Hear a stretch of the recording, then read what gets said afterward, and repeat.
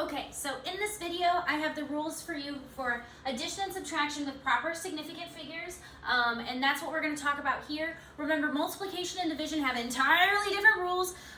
There's a video I made on that, so go check that video out if that's really what you're interested in here. Remember, addition and subtraction have different rules than multiplication and division, so this is the information for addition and subtraction with significant figures. So, spoiler alert.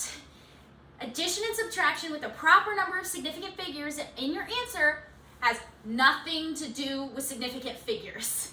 Okay, so we're not counting significant figures when it comes to addition and subtraction. We're gonna look at the decimal point and we're gonna count the number of spots after the decimal point instead. So, what do I mean by that? So, we count the number of decimal point spots after the decimal point and we're gonna round to the lowest number of spots. I've got two examples up here, an addition and a subtraction. Hopefully this will get you headed on the right track of what we got going on. So if I add these two numbers together, 376.0 plus 73.876, 376 plus 73.876. In my calculator, I actually see 449.876, okay? So that's what I see in my calculator. However, again, this is just my calculator answer. I have to make sure I have the proper number of significant figures in my answer. How do I do that? I look to my original numbers I'm given, and I look at the number of spots after the decimal point. So the number of spots after the decimal point here. So in this case, this would be one spot after the decimal point. There's only the 0. So this one has 1 after decimal, 1 AD. It's like, Jesus, the decimal point. So we've got 1 after our decimal point, and then we have here, where decimal point is here, so we have the 8, we have the 7, and we have the 6. So this has 3 after the decimal point. So in that case, we round our answer so that it has 1 after the decimal point because 1 is less than 3.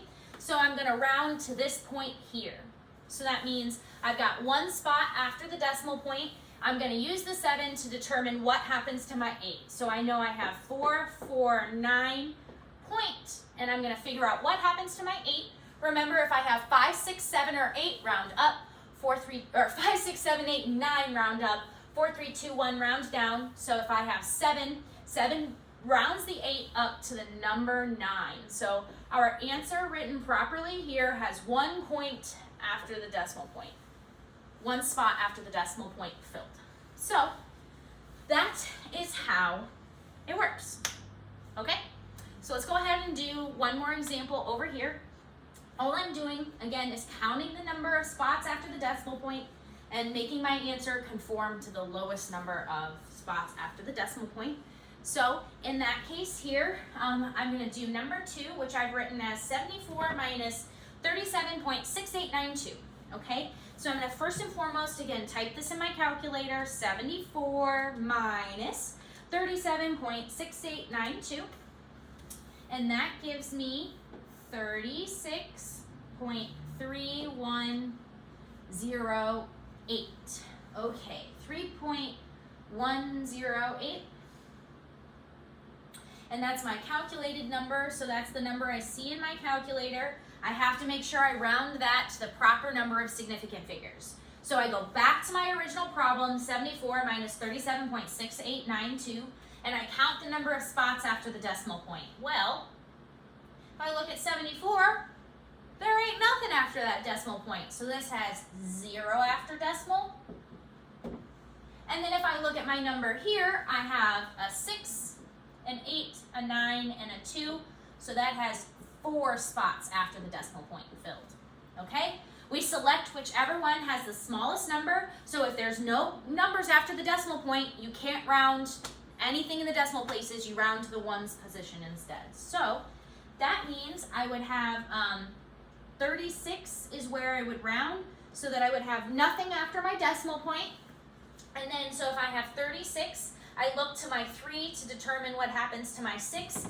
If I have 5, 6, 7, 8, and 9, it makes the 3 jump to a 4. If I have 4, 3, 2, 1, 0, my number stays the same. So it still stays as 36. So my answer in this case with proper significant figures is just 36.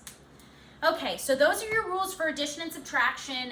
This is just a quick example to get you going. Remember, we're just counting after the decimal place, which gives you the proper number of significant figures, but we are not counting significant figures in this case, okay? So that's how addition and subtraction with significant figures works.